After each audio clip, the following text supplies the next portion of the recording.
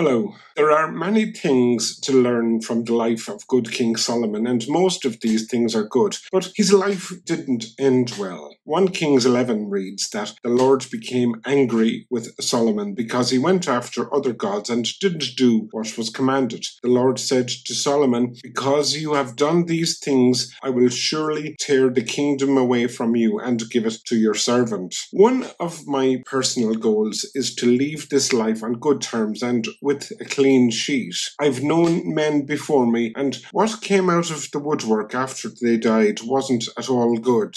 Their memories are badly stained by the legacy of bitterness, weak wills, and in some cases just plain evil character. My own dad wasn't perfect. He could be quite short-tempered, in fact, but when all is said and done, I'll always have to say about him that he provided for his family well. He didn't spend all of his money on drink, and there definitely weren't other women involved.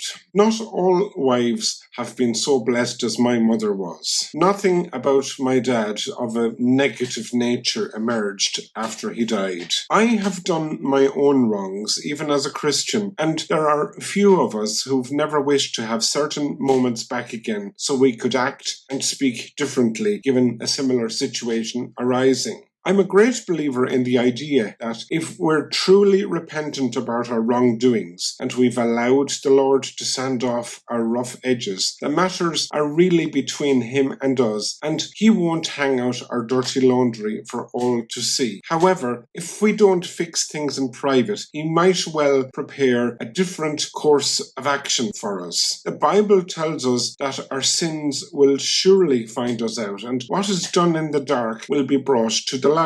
But we're also told that love covers over a multitude of sins. Step 9 in the Alcoholics Anonymous program states, "We made direct amends to people we had harmed wherever possible, except when to do so would injure them or others." I think there is a lot of wisdom in that. Sometimes it's better to leave a sleeping dog lie, and sometimes it's proper and profitable to bring stuff out in the open. This is not always the case. At the end of the day, if we are truly repentant, we'll be able to say in the words of King Solomon's own dad, "Against you only, Lord, I have sinned."